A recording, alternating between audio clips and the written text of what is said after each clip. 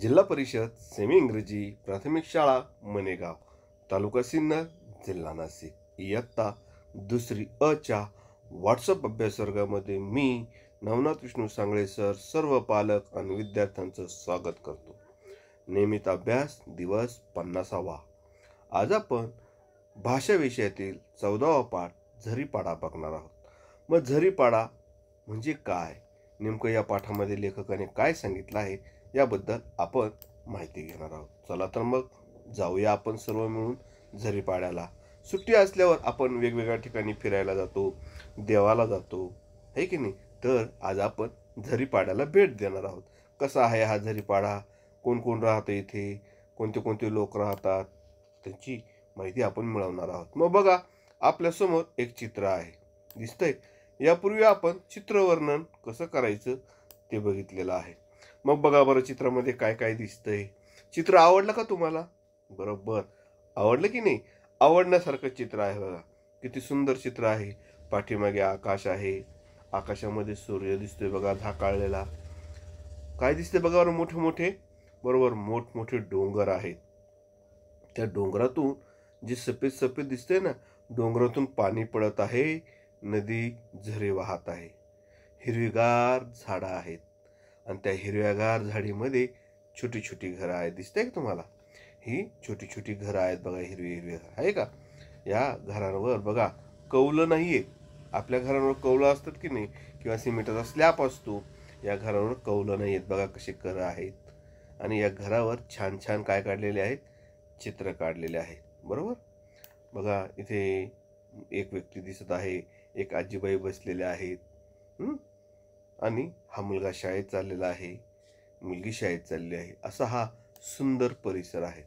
मग हा जो सुंदर परिसर आहे ना, या परिसराचा आपल्याला भेट द्यायची आहे, परिसराची माहिती मिळून घ्यायची आहे. चला तर मग काय आहे तो परिसर, तो आपण बघूया.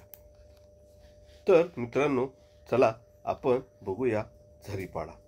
मग मी या पाठातील वाचन करतो, तुम्ही सुद्धा माझ्या मागे वाचायचं आहे. पाठाचं नाव आहे झरीपाडा. चालायचं, करायची सुरुवात वाचायला. सर्वजण तयार आहात? चला मग बघा, तुम्ही सुद्धा तुमच्या पुस्तकामध्ये हा पाठ काढायचा आहे आणि शब्दावर बोट ठेवायचं आहे. पहाटे पहाटे कोंबडा आरवतो. आपण वाचन पण करू आणि समजून पण घेऊ. पहाटे पहाटे कोंबडा आरवतो. पहाटे पहाटे म्हणजे सकाळी 6च्या आधी. आता आपण कधी उठतो झोपेतून? 8 वाजता. पण ती काही पहाट नसते, बरोबर की नाही. मग पहाटे पहाटे म्हणजे सकाळी एकदम 5 वाजता, 5:30 वाजता, 4:30 वाजता जे कोंबडा असतो, तो कोंबडा मोठ्याने आवाज देतो. काय म्हणतो? उठा, सगळ्यांनी उठा, सकाळ झाली आहे. आरवणे म्हणजे आवाज देणे. आरवणे म्हणजे काय? आवाज देणे. पुढे बघा, झरीपाडा जागा होतो. कोंबड्याच्या आवाजाने संपूर्ण जो झरीपाडा आहे तो जागा होतो. मग झरी पाडा, पाडा म्हणजे काय? पाडा म्हणजे वस्ती, वाडी, मळा. आपल्या गावात सुद्धा मळा आहे बघा, हनुमानवाडी, बरोबर की आपण वाडी म्हणतो. त्यानंतर टाकरीचा मळा, करडग मळा, भगत मळा, असे मळे किंवा वाडी असते. आणि त्या भागामध्ये वाडी किंवा मळा न म्हणता पाडा म्हणतात. जिथे 10-5 घरं एकत्र येऊन राहतात त्याला काय म्हणतात? पाडा म्हणतात. मग लक्षात ठेवायचं, पाडा. मग बघा, हिरव्यागार डोंगराआडून सूर्य उगवतो. आता आपण मगाशी डोंगर बघितले, बरोबर की. त्या डोंगराच्या पाठीमागून सूर्य उगवतो. आता या डोंगरावर छोटे छोटे गवत असतात, मोठमोठी झाडं असतात, आणि या छोट्या छोट्या गवत मोठमोठ्या झाडांमधून सूर्य उगवतो. बरोबर, सूर्योदयाबरोबर डोंगर तांबूस किरणात न्हाऊन निघतो. बघा, सकाळचं जे ऊन असतं ना, ते कोवळं असतं. ते ऊन कोवळं असल्यामुळे थोडंसं तांबूस दिसतं. आणि या तांबूस रंगामध्ये संपूर्ण परिसर, संपूर्ण भाग हा तांबूस किरणात न्हाऊन निघतो. म्हणजे न्हाणे म्हणजे आंघोळ करणे, बरोबर. न्हाऊन निघणे म्हणजे संपूर्ण परिसर त्या उन्हाने ओला होतो, आंघोळ करतो, असं लेखकाला म्हणायचं आहे. बरोबर. आपण सुद्धा बघा चित्र काढतो, त्या चित्रामध्ये सूर्य उगवलेला दाखवतो, डोंगर दाखवतो, झाडं दाखवतो, नदी दाखवतो. अगदी त्या चित्राप्रमाणेच सूर्योदयाबरोबर सर्व परिसर हा तांबूस रंगामध्ये, तांबूस किरणामध्ये न्हाऊन निघतो. सकाळचे जे सूर्याचं किरण असतं ना, त्यामध्ये डी जीवनसत्व असतं. तुम्ही रोज सकाळी आंघोळ केल्यानंतर किमान 7 वाजता 15 मिनिटं सकाळी उन्हात बसलं पाहिजे. त्या उन्हाचा फायदा आपल्याला डी जीवनसत्वामुळे मिळतो, त्यामुळे आपले डोळे निरोगी राहतात. पुढे बघा काय होतं. सकाळ होताच सर्वजण कामाला लागतात. बघा आपल्यासारखे ते आळस करत नाही. सकाळी कोंबडा आरवला की लवकर उठतात, आंघोळ वगैरे करतात आणि कामाला लागतात. लोक विहिरीवरून पाणी भरतात. आता बघा, या झरीपाड्यावर आहे ना, आपल्यासारखे नळ नाहीत. आपल्या घरात नळ आहे किंवा घरामध्ये मोटर आहे, बटन दाबलं की लगेच घरात पाणी येतं. पण ही लोक मात्र विहिरीवर जाऊन पाणी भरतात. पुढे बघा, शेतकरी गाडीला बैल जुंपून शेतावर निघतात. सकाळची कामं आटोपली की सर्वजण शेतावर कामाला निघतात. मग त्यांच्याकडे जी बैलगाडी असते त्या बैलगाडीला बैल जुंपतात आणि शेतावर निघतात. पुढे बघा, बैलाच्या गळ्यातील घुंगरांचा मंजुळा आवाज सर्वत्र ऐकू जातो. जेव्हा बैलगाडीला बैल जुंपली जातात आणि बैल चालायला सुरुवात करतात, मग ते हळूहळू पळतात आणि ते चालत असताना पळत असताना बैलाच्या गळ्यातला जो घुंगरू आहे त्याचा आवाज छानपैकी येतो. तुम्ही सुद्धा ऐकला असेल, असं ऐकत राहावं असं वाटतं. पुढे बघा, मुले मुली आंबील पिऊन सायकलवरून शाळेत जातात. बघा, झरीपाडा जरी जंगलात असेल, रानावनात असेल, डोंगरात असेल, तरी सुद्धा इथली मुलं कुठे जातात? शाळेत जातात. आणि आपल्या गावात तर एवढी सोय आहे तरी मुलं कंटाळा करतात शाळेत जायचं. आता तुम्ही कंटाळा करणार नाही म्हणा, खूप मोठी सुट्टी झाली आहे की नाही. आता तुम्हालाच वाटतं की कधी शाळा भरेल. शाळा नक्कीच सुरू होईल. 5वी पासून सुरू झाले आहे म्हणजे आपली सुद्धा नक्कीच सुरू होईल. मग मुलं मुली आंबील पिऊन सायकलवरून शाळेत जातात. आता आंबील म्हणजे काय रे? तर आंबील म्हणजे काय हे मी तुम्हाला सांगत आहे. आंबील म्हणजे ज्वारी, बाजरी आणि नाचणीच्या पिठापासून बनवलेली पेय. मग हे कसं बनवतात? ज्वारी किंवा बाजरी किंवा नाचणीचं पीठ घ्यायचं, त्याच्यात हळद, मीठ, मिरची, साखर, कोथिंबीर असे वेगवेगळे पदार्थ टाकून तो पदार्थ उकळवला जातो. त्याची पेस्ट जशी बनवतो त्याप्रमाणे तो पदार्थ बनवला जातो. यामुळे काय होतं, माणसाला जी उष्णता असते माणसाच्या शरीरात ती निघून जाते. एक आनंद, एक उत्साह माणसाच्या शरीरात येतो. चहा पिल्यामुळे आपल्याला उलट तोटा होतो. चहा थंड पेय पितो त्यामुळे आपल्या शरीराला तोटा होतो. पण आंबील हे जर तुम्ही पिले तर आंबीलमुळे तुमच्या शरीराला जे आवश्यक घटक आहेत ते मिळतात. कसे? आंबीलमध्ये बाजरी, ज्वारी किंवा नाचणीचं पीठ असतं. त्यामध्ये ताक टाकलं जातं. त्यानंतर जिरे, हिंग, थोडीशी साखर, थोडंसं मीठ अशा प्रकारचे जे वेगवेगळे पदार्थ टाकले जातात. त्यामुळे आंबील हे रुचकर होतं, शरीराला पौष्टिक असतं. पुढे बघूया. पाड्याजवळून झरा वाहतो म्हणून त्याचे नाव झरीपाडा पडले आहे. बघा, मग हा जो पाडा आहे, ही जी वस्तू आहे, या वस्तीजवळून झरा वाहतो. आता झरा म्हणजे काय? झरा म्हणजे डोंगरापासून उगम पावल्यानंतर नदीचे जे रूप असतं सुरुवातीचं तिला झरा म्हणतात. हा छोट्या प्रमाणात असतो आणि तो त्या पाड्याजवळून वाहतो आहे. झऱ्याचं पाणी एकदम स्वच्छ असतं, कारण झऱ्यामध्ये अजून वेगवेगळ्या लोकांनी काही घाण टाकलेली नाही, कारण तो जंगलातला असतो त्यामुळे ते पाणी स्वच्छ असतं. झरा डोंगरात उगम पावतो. बघा, डोंगरामध्ये जर तुम्ही गेला तर तुम्हाला अशा प्रकारचे छोटे छोटे झरे पाहायला मिळतील. त्यानंतर बघा, तो मोठ्या ओढ्याला मिळतो. मोठा ओढा गावाजवळ नदीला जाऊन मिळतो. बघा, मग पहिल्यांदा असतो झरा. तो झरा जेव्हा पुढे वाहत वाहत जातो तेव्हा त्याचं जेव्हा मोठं स्वरूप होतं, त्याला अनेक झरे जेव्हा एकत्र मिळतात तेव्हा तो ओढा तयार होतो. पहिल्यांदा झरा, जेव्हा 2 पेक्षा जास्त झरे एकत्र येऊन वाहतात तेव्हा तयार होतो ओढा. बरोबर. त्यानंतर आहे नदी. 2 पेक्षा जास्त ओढे एकत्र येऊन जेव्हा मोठं स्वरूप प्राप्त होतं तेव्हा त्याला म्हणतात नदी. मग झरीपाडा वाडेपासून झरा वाहतो, पुढे त्याचं रूपांतर ओढ्यात होतं, ओढ्याचं रूपांतर नदीत होतं. हा नदीचा प्रवास आहे. नदी, ओढा, झरा, ओढा आणि नदी. पुढे बघा, डोंगर उतारावर खाचरात भात शेती होते, तसेच नाचणीचे पीक घेतले जाते. आता तुम्ही या झरीपाड्यातल्या लोकांची जर शेती बघितली तर ती शेती अशी आपल्यासारखी समांतर सपाट नाही. मग कशी आहे, डोंगरावर आहे. मग या डोंगरावर खाचा पाडल्या जातात, जेणेकरून त्या खाचामध्ये पावसाचं जे पाणी आहे डोंगरावरून ओघळणारं ते साचलं जाईल आणि त्यामध्ये शेती होईल. मग टप्प्याटप्प्याने छोटे छोटे शेत तयार केलेले असतात. वर छोटं शेत, त्याच्या खाली छोटं शेत, त्याच्या खाली छोटं शेत, असे टप्प्याटप्प्याने शेतं केलेली असतात, जेणेकरून पाणी पिकाला मिळेल. मग यामध्ये भातशेती केली जाते आणि नाचणीचं पीक घेतलं जातं. या ठिकाणी जे भात होतात ना, ते भात उच्च प्रतीचे असतात आणि चांगल्या प्रतीचे असतात. या भातांसाठी खूप पाणी लागतं. आपल्याकडे जे भात केले जातात ना, त्या भाताला एवढं पाणी लागत नाही. पण इथे जे भात केले जातात तिथे 24 तास त्या पिकाला पाणी लागतं. पुढे बघा, पाड्यावरील घरे छोटी छोटी आहेत. बघा, पाड्यावरची घरं आपण बघितली ती कशी आहेत, छोटी छोटी छोटी छोटी घरं आहेत. आपल्यासारखे मोठमोठे बंगले, मोठमोठ्या इमारती नाही. छोटी छोटी काय आहेत, घरं आहेत. घराचे छप्पर गवतांच्या पेंड्यांनी किंवा झावळ्यांनी साकारतात. आता बघा, यांच्या घरावर कौलं नाही किंवा स्लॅब नाही. इथे जास्त पाऊस पडतो, कारण डोंगर आहे. डोंगरामुळे ढग अडवले जातात, झाडांमुळे त्यांना गारवा भेटतो आणि पाऊस पडायला सुरुवात होते. मग डोंगराच्या भागात जास्त पाऊस पडतो म्हणून ही लोक काय करतात, गवताच्या पेंड्या आणतात आणि त्या पेंड्या घरावर कौलांसारख्या आथरतात, किंवा नारळाच्या ज्या फांद्या आहेत त्याला झावळ्या म्हणतात. ह्या झावळ्या वर छपरावर टाकल्या जातात आणि व्यवस्थित त्या बांधून घेतल्या जातात. कितीही पाऊस झाला तरी सुद्धा घरात पाणी येत नाही. आपले कौलं कितीही चांगले असले, आपला स्लॅब कितीही चांगला असला तरी सुद्धा कधी कधी बघा कौलातून पाणी येतं, पत्र्यातून पाणी येतं, स्लॅब सुद्धा गळतो. पण यांनी केलेले जे काम आहे गवतांच्या पेंड्यांचं आणि झावळ्यांचं, त्याच्यातून पाणी पडत नाही. पुढे बघा, घरातील जमीन अंगण शेणाने सारवतात.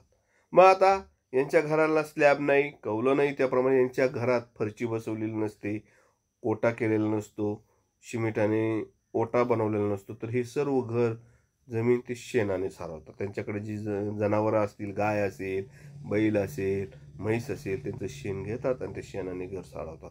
आपल्याकडे सुद्धा पूर्वीच्या काळी अशा प्रकारे शेणाने घर सारवलं जायचं.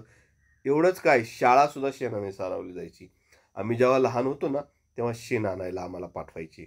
मग आम्ही शेण आणायचं, मुलींना पाणी आणून द्यायचं, मुलांनी मुलींनी मिळून छानपैकी आपला वर्ग, आपली शाळा सारवायची. अतिशय सुंदर सारवलेली शाळा जर बघितली तर मन प्रसन्न व्हायचं.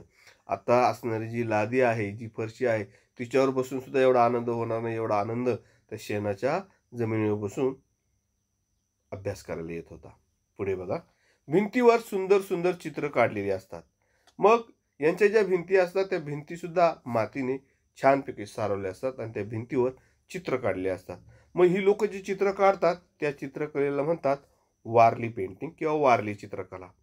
ही चित्रकला त्यांची संस्कृती जी आहे ती संस्कृती सांगत असते. अतिशय सोपी आणि साधी चित्र असतात. आपण सुद्धा ही चित्र काढायला शिकणार आहोत. पुढे बघा, घरे आत बाहेर स्वच्छ असतात. स्वच्छता या लोकांना फार आवडते. कचरा काडी हे लोक ठेवत नाही. घर स्वच्छ, टापटीप आणि नीटनेटकं ठेवतात. घरातील भांडी कुंडी स्वच्छ असतात. परिसरात कुठेही कचरा नसतो. घराच्या बाजूला जनावरांसाठी गोठा असतो, कोंबड्यांसाठी खुराडे असतात, घरोघरी कुत्रा पाळला जातो. बघा, मग घर स्वच्छ, भांडी-कुंडी स्वच्छ, आसपास कुठेही कचरा नाही, जे जनावर असतील त्यांच्यासाठी गोठा, तोही स्वच्छ सुंदर, कोंबड्यांसाठी खुराडे आणि घराच्या संरक्षणासाठी, कोंबड्यांच्या संरक्षणासाठी एक कुत्रा पाळला जातो. अशा प्रकारचं हे झरीपाडा जे गाव आहे त्या गावाचं वर्णन केलेलं आहे. पुढे बघा, आपल्याला पुन्हा एकदा झरीपाडा गावाचं चित्र दिसतंय. बघा, वाढ दिसला. या झरीपाड्यामध्ये मी मगाशी सांगितल्याप्रमाणे तुम्हाला इथे बघा चित्र दिसतंय. बघा, हे जे चित्र आहेत याला म्हणतात वारली पेंटिंग. दिसली? हे बघा, हे गवताचं छप्पर आहे.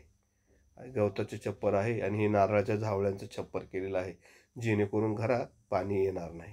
त्यानंतर त्यानंतर काय आहे बघा बरं, इथे गायींसाठी गोठा आहे. दिसला तुम्हाला? या गोठ्यामध्ये गाय बांधलेली बघा.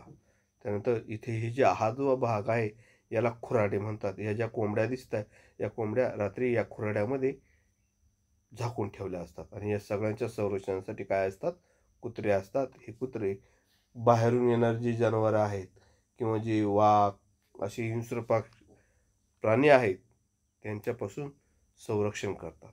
पुढे बघा, घराच्या अवतीभोवती खजुरी, साग, कडुलिंब, आंबा, बोर, चिंच यासारखी झाडे असतात.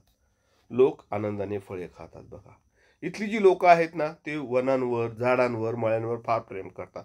कारण यांचं बरंचसं जीवन या वनातून येणाऱ्या उत्पन्नावर अवलंबून असतं. मग अवतीभोवती खजुराचे झाड, सागाचं झाड, कडुलिंब, आंबा, बोर, चिंच, करवंद, जांभळं, हा जो रानमेवा आहे ना, हा रानमेवा इथे आपल्याला खायला भेटतो. तोही जंगलातला ताजा ताजा. तुम्ही जर अशा ठिकाणी फिरायला गेले तर तुम्हाला वेगवेगळे पदार्थ खायला मिळतील.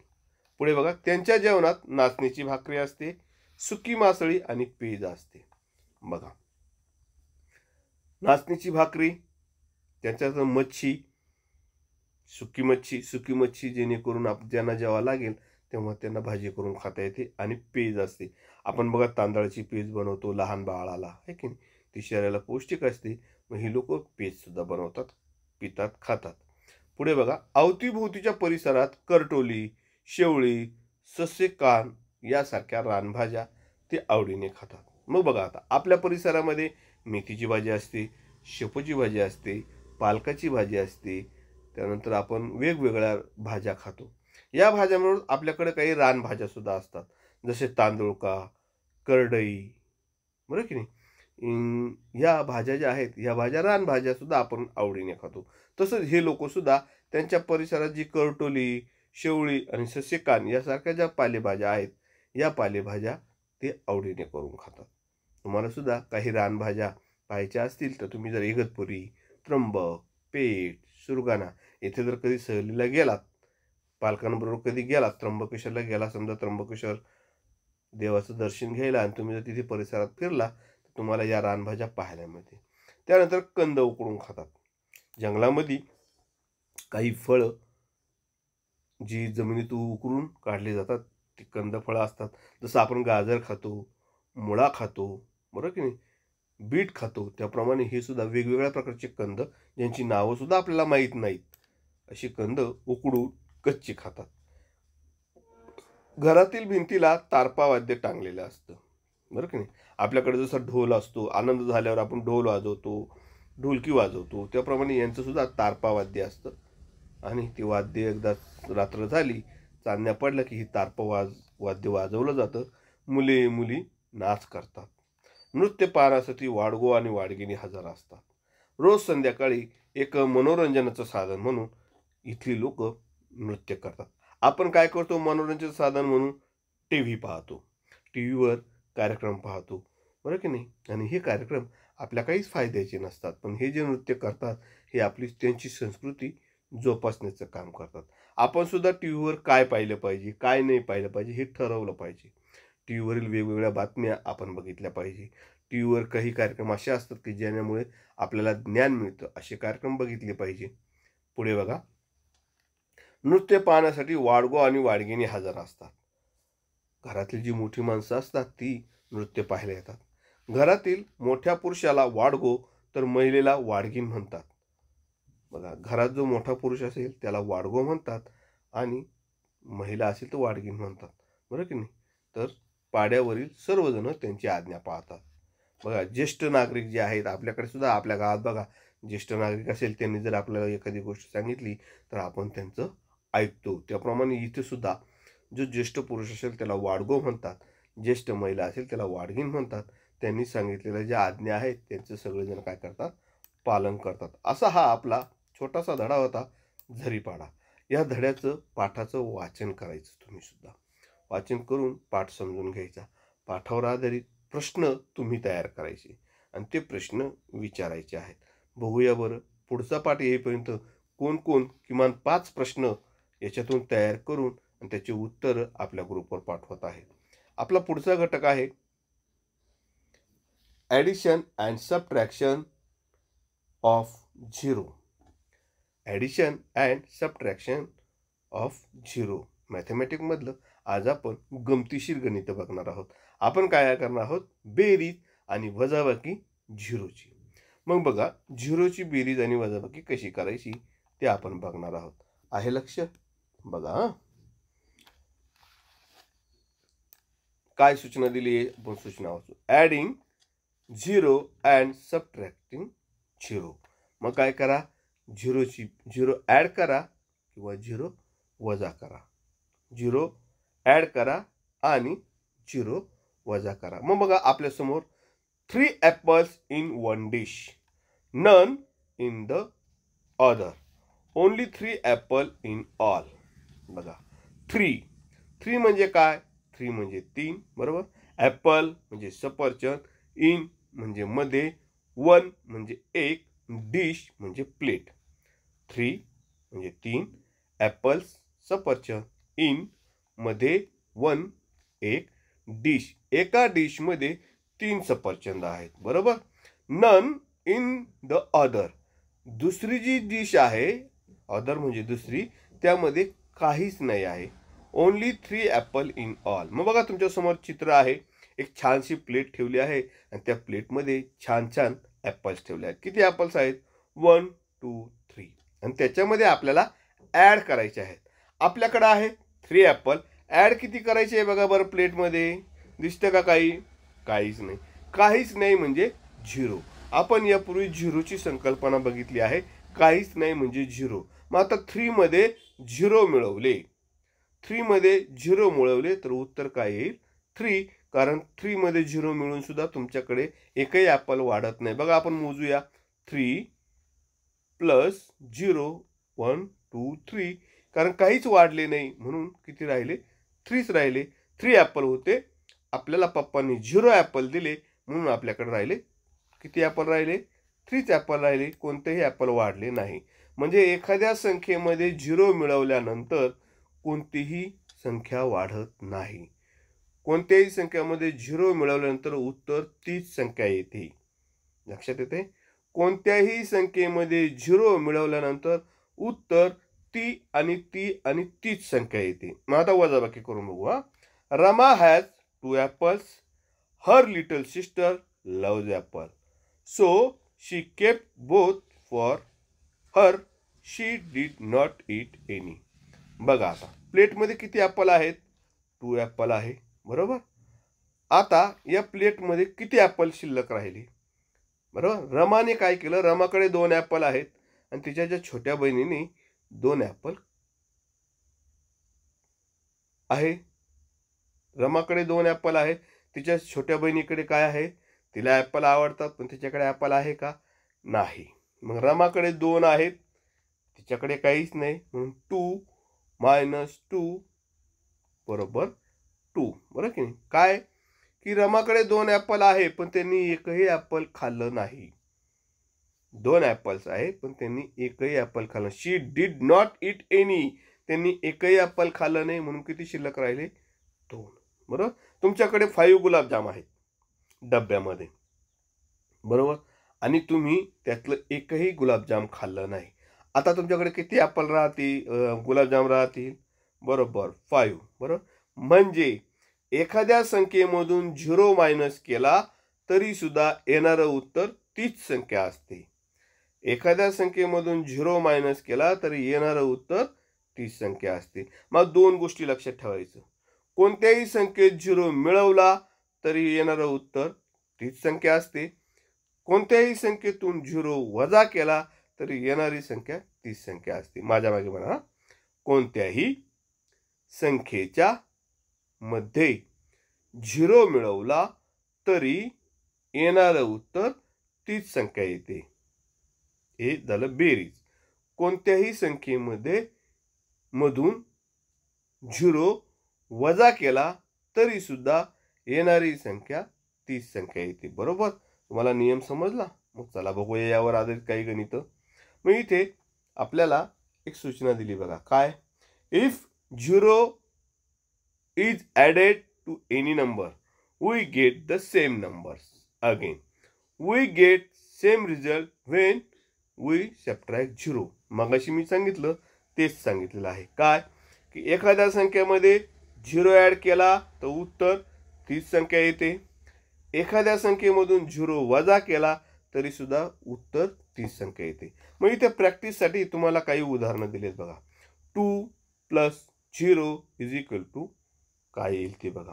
मग आता तुम्हाला गणित वाचता सुद्धा आलं पाहिजे. मग बघा, पहिलं गणित 2 + 0, दुसरं आहे 19 + 0, पुढचं गणित आहे 78 + 0, 3 - 0, 11 - 0, 55 - 0. बरोबर. आता याचं उत्तर तुम्हाला येतंय काय? कोणत्याही संख्येमध्ये 0 मिळवला काय किंवा कोणत्याही संख्येतून 0 वजा केला काय, येणारं उत्तर तीच संख्या येते. एवढं लक्षात ठेवायचं.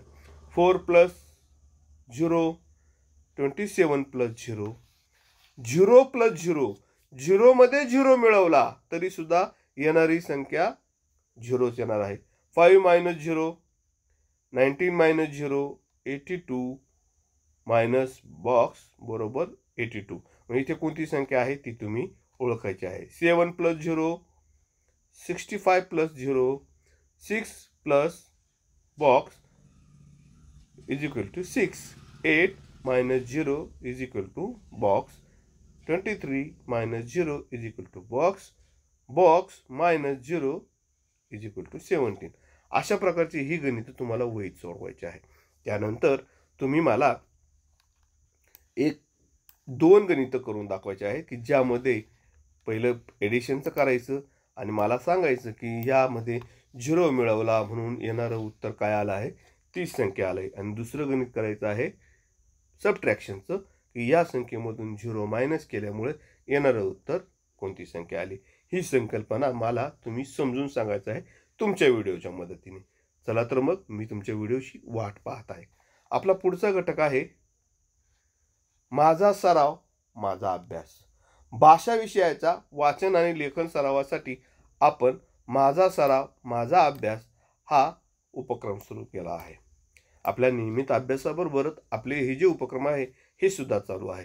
एक दिवस भाषा विषयातील माझा सराव माझा अभ्यास आणि दुसऱ्या दिवशी इंग्रजी विषयातील आम्ही इंग्रजी शिकतो. अशा प्रकारे आपण सराव घेत आहोत. चला तर मग आज आपण एक काना आणि एक मात्रायुक्त शब्द वाचणार आहोत. ओ स्वरयुक्त शब्द. मग माझ्या मागे तुम्ही काय करायचं आहे, वाचायचं आहे. आपण आडव्या पद्धतीने वाचणार आहोत. तर माझ्या मागे वाचा.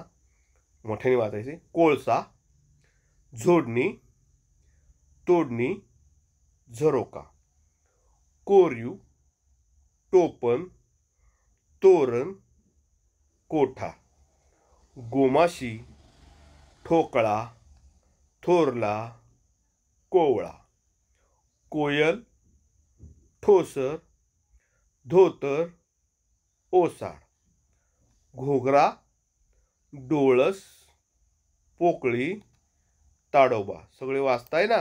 सगळ्यांनी वाचायचं आहे. घोटाळा, ढोकळा, पोपट, पोषण, घोषणा, गोसावी, पोलाद आणि गोचिड. पुढे बघा. घोळका, ढोलकी, पोवाडा, सोशल, जोखीम, नोकर, पोशाख, खोकला, जोडणी, तोतया, घोषित, खोबरे, झोपाळा, तोत्रा, कोरडा, ओसरी. अशा प्रकारे जी शब्द आहेत जे ओ स्वरयुक्त आहेत त्याची तुम्हाला काय करता आलं पाहिजे, वाचन करता आलं पाहिजे. अजून आपण पुढे काही शब्द आहेत त्यांचं सुद्धा वाचन करणार आहोत. बघूया बरं काय शब्द आहेत. चला तर बघ, माझ्या मागे सगळ्यांनी वाचायचं आहे. आहेत रेडी? चला. बेहोश, गोमाता, बोळके, कोलाहल, भूगोल, सुबोध, मोगरा, कोणीतरी, कोरडा, काटकोन, मोकळा, खोदकाम, सोहळा, ज्ञानकोश, मोजणी, खोबरेल तेल, गोधडी, उहापोह, मोटार, गोनपाट. अजून काही शब्द आहेत, मोठ्याने म्हणायचे, मला ऐकू आलं पाहिजे. खोगीर, फोडणी, गोसावी, गोतावळा, ओढणी, बोगदा, मोसम, गोरापान, पोशाख, बोचरा, मोहीम, चोरवाट, सखोल, बोबडा, सोपान, जोपासना, ढोपर, बोलका, कोरफड, जोडाक्षर, ओहळ, बोभाटा, कोजागिरी, टोकदा. अशा प्रकारचे हे शब्द आपण वाचलेले आहेत. अजून काही शब्द आहेत आपल्याकडे, त्याचं सुद्धा आपण वाचन करणार आहोत. काय शब्द आहेत? चला तर मग माझ्या मागे वाचा, मोठ्याने वाचा.